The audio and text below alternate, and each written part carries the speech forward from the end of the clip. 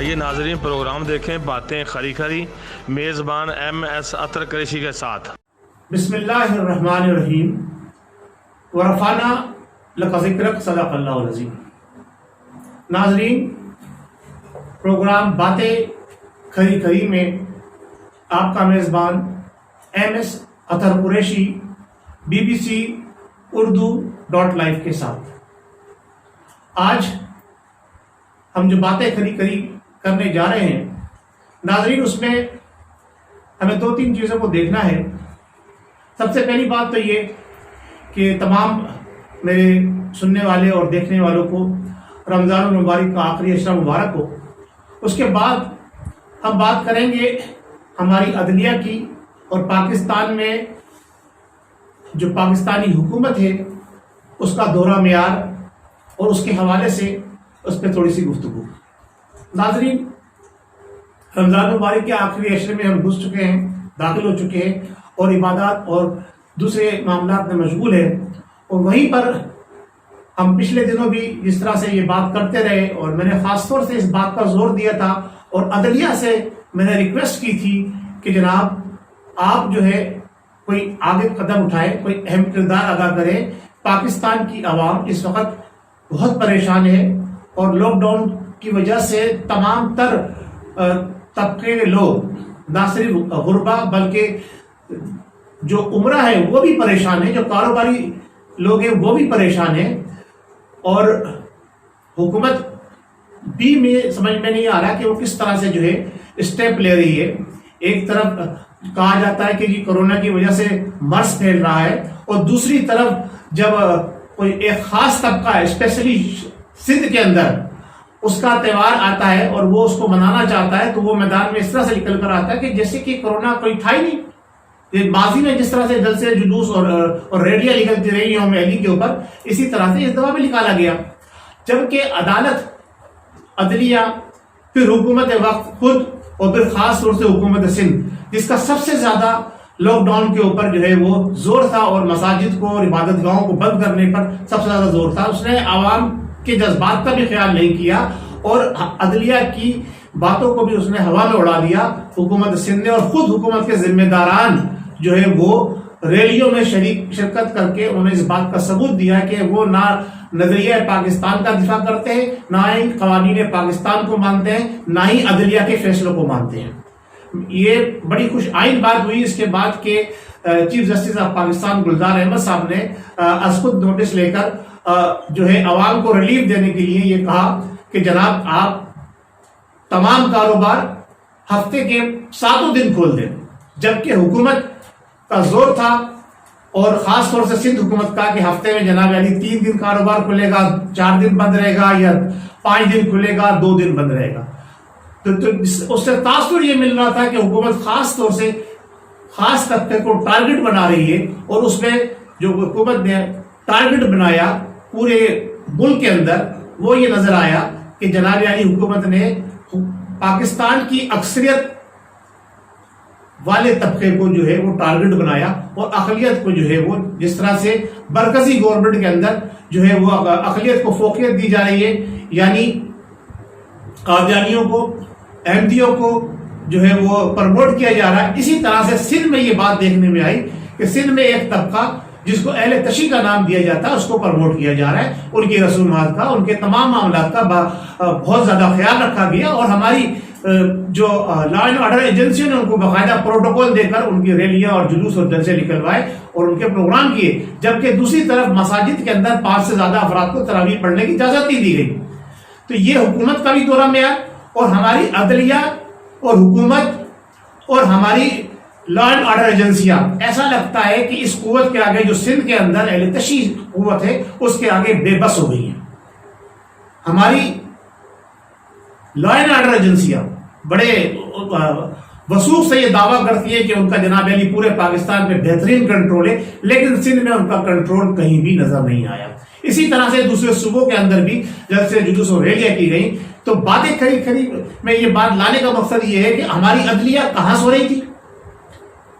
کہ جب عدلیہ کا ایک فیصلہ ہے، ایک SOP سائن ہو چکی ہے، اس کی خلاف ورزی کرنے والوں کے خلاف اب تک کارروائی کیوں نہیں ہوئی؟ جب حکومت سندھ کے ذمہ داران بالخصوص، میں ٹارگٹ کر کے نہیں بلکہ بالکل ایک دم کلیئر بات کر رہا ہوں، کھری بات کر رہا ہوں کہ سندھ کا وزیر اعلیٰ خود جب ایک ایس او پیز بنانے کے بعد اس کی خلاف ورزی کر رہا ہے تو اس کے خلاف کیا سزا ہونی چاہیے؟ کیا سپریم کورٹ کے اس کے خلاف سو موٹو ایکشن لینا چاہیے، نوٹس لینا چاہیے یا نہیں؟ وفاقی حکومت کو لینا چاہیے یا نہیں؟ یہ فیصلہ اب سندھ حکومت نے، وفاقی حکومت نے کرنا ہے اور ہماری لا اینڈ آرڈر ایجنسیوں نے کرنا ہے۔ عوام جو ہے وہ طاقت کا سرچشمہ ہوتے ہیں، یہ بات بالکل مسلمہ ہے کہ عوام جو ہے وہ طاقت کا سرچشمہ ہوتے ہیں، اور عوام کی دیکھ بھال کے لیے، عوام کی فلاح بہبود کے لیے، عوام کے تحفظ کو مد نظر رکھتے ہوئے عوام کی سہولت کے لیے حکومت وقت کی ذمہ داری ہوتی ہے کہ وہ قانون بنائے اور اس پہ عمل درآمد بھی کرائے۔ میں شکریہ ادا کرتا ہوں چیف جسٹس صاحب کا کہ انہوں نے کم سے کم پاکستان بھر کے اندر یکساں طور پر پورے پاکستان میں تمام کاروبار کھولنے کی ہفتے کے 7 دن جو ہے وہ اجازت دی، لیکن اس کے ساتھ ساتھ ان سے ایک شکوہ بھی ہے کہ جناب آپ کاروبار سارا کھولنے کی اجازت دے رہے ہیں لیکن آپ نے مساجد کو کھولنے کی اجازت کیوں نہیں دی اب تک؟ یہ کرونا وائرس جو ہے یہ کیا ٹارگیٹڈ ہے کہ یہ مساجد کے اوپر ہی اٹیک کرے گا؟ تھیٹر پہ اٹیک نہیں کرے گا، بزنس سینٹر پہ اٹیک نہیں کرے گا، پبلک پلیسز پہ اٹیک نہیں کرے گا، بسوں پہ اٹیک نہیں کرے گا، ریلوے میں اٹیک نہیں کرے گا، یہ ملز میں اٹیک نہیں کرے گا، شاپنگ مال میں اٹیک نہیں کرے گا، یہ صرف اٹیک کرے گا تو کہاں جا کے کرے گا؟ مساجد کے اوپر کرے گا۔ یہ امام بارگاہوں پہ بھی اٹیک نہیں کرے گا، یہ چرچ کے اوپر بھی اٹیک نہیں کرے گا، یہ ہندوؤں کے جو مندر ہیں ان پر بھی اٹیک نہیں کرے گا، یہ صرف اٹیک کرے گا، پاکستان کی بات کر رہا ہوں میں، یہ پاکستان میں اگر اٹیک کرے گا تو صرف مساجد پہ اٹیک کرے گا، اہل سنت والجماعت کی مساجد پہ اٹیک کرے گا اور وہاں جا کر یہ لوگوں کو جو ہے اپنے جال میں پھنسائے گا، ان کو گھیر کر، جس طرح سے قادیانی اور یہودی ہمارے سادہ لوگ اور مسلمانوں کو گھیر کر اپنے جال میں پھنسا کر دین سے دور لے جا رہے ہیں، عشق مصطفیٰ سے دور لے جا رہے ہیں۔ اسی طرح سے یہ کرونا ایک ایسا مرض ہے کہ یہ ہمارے سادہ لوگ پاکستانیوں کو گھیر کر اپنے نرغے میں لے کر یہ ان کو جو ہے بیماری میں مبتلا کر دے گا اور پھر وہ دنیا فانی سے کوچ کر جائیں گے، جبکہ اس بڑے طبقے کا عقیدہ یہ ہے کہ اللہ کے حکم کے بغیر پرندہ بھی پر نہیں مارتا۔ لہٰذا آج کی باتیں کھری کھری کا مقصد یہ ہے کہ حکومت وقت نے جہاں یہ ایکشن لیا ہے وہاں فی الفور یہ بھی ایکشن لے اور یہ بھی جناب علی پریس نوٹ جاری کیا جائے حکومت کی طرف سے، خاص طور سے چیف جسٹس آف پاکستان کی طرف سے، اگر انہوں نے عوام پاکستان کے دل جیتنے ہیں تو یہ فوری طور پر اعلان کر دیا جائے کہ تمام مساجدیں جس طرح سے ماضی میں اپنے رمضان المبارک کے آخری عشرے کو مناتی تھی اس طرح سے آزاد ہے، وہ منائیں گی، اور عید کی نماز کے لیے بھی جناب علی اور ان کو جو ہے کوئی پابندگی نہیں ہوگی، عید گاہوں کے اندر عید کی نماز ہوگی، مساجد کے اندر عید کی نماز ہوگی جس طرح ماضی میں ہوتی رہی ہے۔ ہاں یہاں ایک بات اور قابل غور ہے اور میں نام لے کے کہوں گا، فیاض الحسن چوہان صاحب نے یہ کہا ہے، میڈیا پہ یہ بات آ چکی ہے کہ جی پنجاب میں 144 لاگو رہے گا، عید کی نماز کی اجازت نہیں ہوگی۔ کیسے نہیں ہوگی اجازت؟ فیاض الحسن چوہان صاحب کیا ہیں؟ قانون شریعت کے آگے ان کی حیثیت کیا ہے؟ اب یہی سوال میں اپنے وفاقی وزیر مذہبی امور صاحب سے کرنا چاہتا ہوں کہ وہ وہاں بیٹھ کر کیا کر رہے ہیں، کس بات کی ذمہ داریاں سنبھال رہے ہیں؟ پیر طریقت بھی ہیں، جناب شریعت کے معاملات میں بھی بڑی گہری نگاہ رکھتے ہیں، عالم دین بھی ہے، کیا وہ حکومت کو اب تک اس بات پر قائم کرنے میں ناکام رہے ہیں کہ یہ کرونا وائرس جو ہے وہ مسلمانوں کے لیے نہیں ہے، پورے بنی نوع انسان کے لیے بنا ہے، اگر یہ نقصان پہنچائے گا تو سب کو پہنچائے گا، صرف اہل سنت والجماعت کو نقصان نہیں پہنچائے گا۔ اگر وہ یہ کردار ادا کرنے میں فیل ہو چکے ہیں تو انہیں پھر اس سیٹ پہ بیٹھے رہنا جو ہے ان کے لیے انتہائی فضول ہے، انہیں وہاں سے فوراً استعفیٰ دے دینا چاہیے، ہٹ جانا چاہیے اگر وہ حکومت سے اپنی بات نہیں منوا سکتے اپنے عہدے کے مطابق۔ دوسری بات یہ کہ سپریم کورٹ اس بات کا بھی نوٹس لے کہ وہ لوگ جو کرونا وائرس کی آڑ میں مسلمانوں نے پاکستان کے ایمانوں سے کھیل رہے ہیں، دلوں سے کھیل رہے ہیں، ان کے خلاف فوری طور پر کارروائی کی جائے۔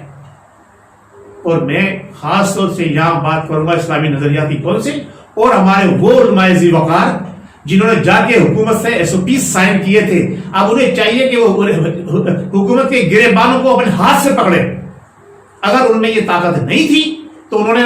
SOP سائن نہیں کرنا چاہیے تھے. انہوں نے SOP سائن کر کے بہت بڑی غلطی کری. مساجد کو لاک ڈاؤن جن لوگوں نے کروایا, جنہوں نے SOP سائن کیے, ان کو عوام پاکستان کے آگے بھی جواب دے ہیں وہ, اور اللہ رب العزت کے ہاں بھی اس کی بارگاہ میں انہوں نے جواب دینا ہوگا کہ وہ کتنے کمزور کیوں ہو گئے کہ انہوں نے جناب علی ہتھیار ڈال دیے اور حکومت کے آگے سرنگو ہو گئے, اور انہوں نے ان SOPs پہ سائن کر دیے کہ جس کی شریعت میں کوئی حیثیت نہیں ہے. اس کے لیے تعویلیں پیش کی گئی, اس کے لیے ایسے علماء اکرام کے جناب بیان لائے گئے سامنے کہ جن کو کبھی وہ لوگ خود پوچھتے بھی نہیں تھے. تو لہٰذا اس کا مطلب یہ ہے کہ ان کے اوپر کوئی زبردستی کی گئی, ان کے اوپر کوئی زور ڈالا گیا. اگر ان پر کوئی زبردستی کی گئی, کوئی زور ڈالا گیا, تو اس بات کو انہوں نے چاہیے کہ عوام میں لے کر آئیں. اور وہ زور ڈالنے والی قوتیں کون ہیں, کون پاکستان کے قوانین کے ساتھ, کون شریعت محمدی صلی اللہ تعالیٰ علیہ وسلم کے ساتھ گھناؤنا کھیل کر رہے ہیں, وہ لوگ ان کو سامنے لے کر آئے. میں نے پہلے بھی مطالبہ کیا تھا, آج بھی مطالبہ کرتا ہوں, حکومت پاکستان سے بھی میں مطالبہ کرتا ہوں, اور خاص طور سے مذہبی امور کے وفاقی وزیر سے مطالبہ کرتا ہوں کہ ان 6 آدمیوں اور 5 آدمیوں کے نام اب تک کیوں نہیں منظر عام پر آئے کہ جنہوں نے قادیانیوں کی سپورٹ کے اندر کیبنٹ کے اندر بات کی تھی, اور ہماری سپریم کورٹ نے اب تک ان پر نوٹس کیوں نہیں لیا. اسی طرح سے ہماری جو لا اینڈ آرڈر ایجنسیاں ہیں,